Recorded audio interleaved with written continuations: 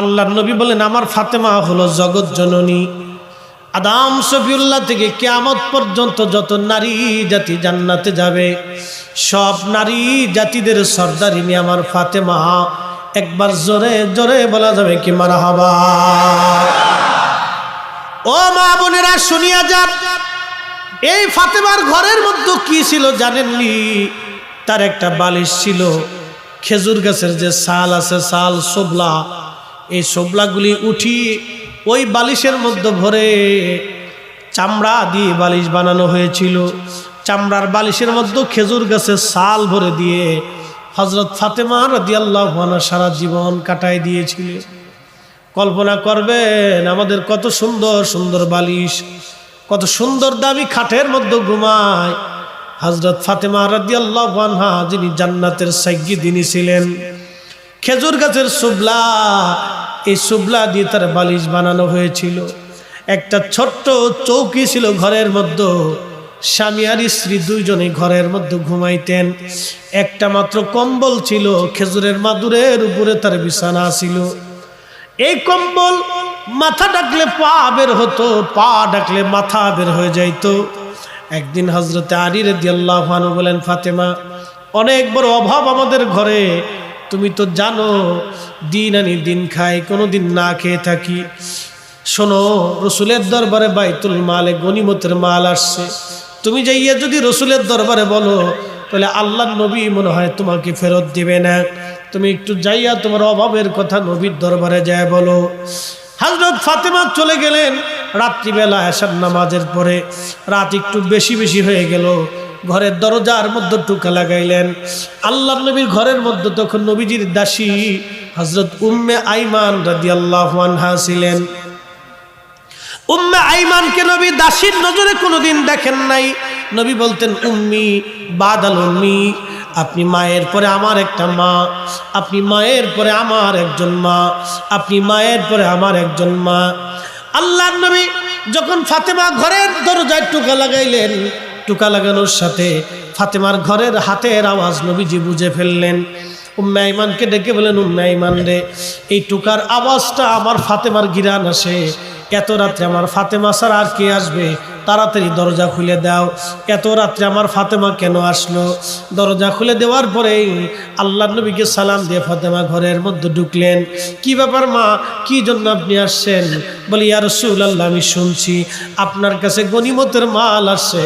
নবী গো, আপনি তো জানেন আপনি আমাকে হযরত আলীর সাথে বিয়ে দিয়েছেন, আলী তো গরিব মানুষ।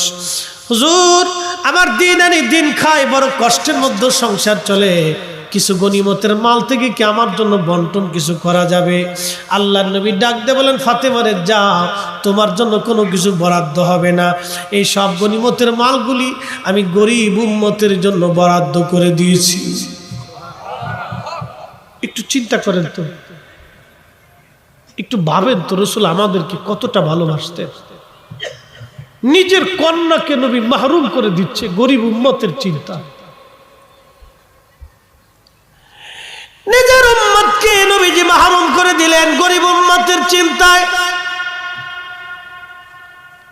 ডেকে বললেন, ফাতেমা যাও, তোমার জন্য কোনো বরাদ্দ হবে না ফাতেমা, আমার গরিব উম্মতের জন্য বরাদ্দ করেছি।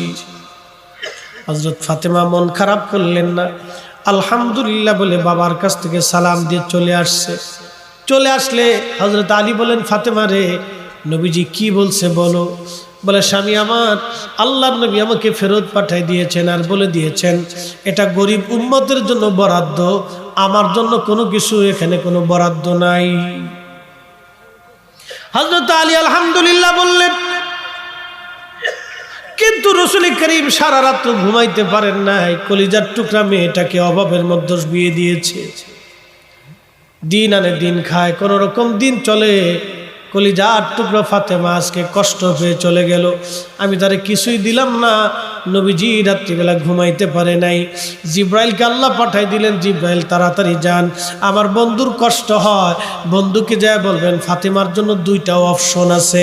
প্রথম অপশন হলো গনিমতের মাল, তাকে বলবেন যদি ফাতেমা গনিমতের মাল চায় তো গনিমতের মাল দেওয়া হবে, আর নতুবা এশার নামাজের পরে আমার ফাতেমা যেন 33 বার আলহামদুলিল্লাহ, 33 বার সুবহানাল্লাহ, 34 বার আল্লাহু আকবার বলে তাসবিহ পড়ে। আর যায় বল ভাই আমলটা যেন ফাতেমা এবং আলী কখনোই ছেড়ে না দেয়। আল্লাহর নবীজি দৌড়ায় চলে আসলেন সকালবেলা ফজরের নামাজের পরে, ঘরের মধ্যে টুকা দিলেন, দরজা খুলে দেখলেন আব্বা হুজুর সামনে দাঁড়ানো। হযরত রাসূল করিম সাল্লাল্লাহু আলাইহি সাল্লাম ভিতরে ঢুকলেন।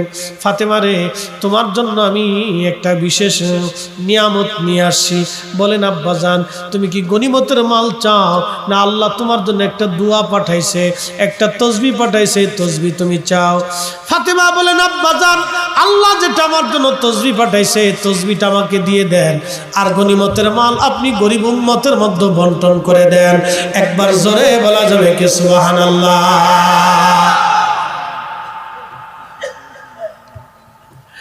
আল্লাহর নবী বললেন ফাতেমা তাহলে শোনো, গরিব উম্মতের জন্য গনিমতের মাল বন্টন করে দিলাম, তোমার জন্য প্রত্যেক এশার নামাজের পরে রাত্রিবেলা ঘুমোতে যাওয়ার আগে তুমি আর আলী দুইজন 33 বার আলহামদুলিল্লাহ, 33 বার সুবহানাল্লাহ, 34 বার আল্লাহু আকবার বলে তোমরা তাসবিহ শেষ করবা।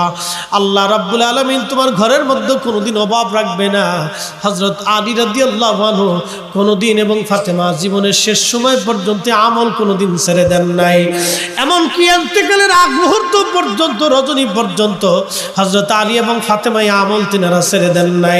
একবার আওয়াজ তুলে বলা যাবে কি মারহাবা? একটু কল্পনা করেন, গরিব উম্মতের চিন্তায় নবীজি ফাতেমাকে খাবার পর্যন্ত দেয় নাই। এখান থেকে বুঝে যান যে আল্লাহর নবী আমাদেরকে কিভাবে ভালোবাসতে। বড় আফসোস, আমরা উম্মত রসুলকে কিছু দিতে পারি না, আমরা উম্মত হয়ে নবীকে কিছু দিতে পারি না, কিচ্ছু দিতে পারি।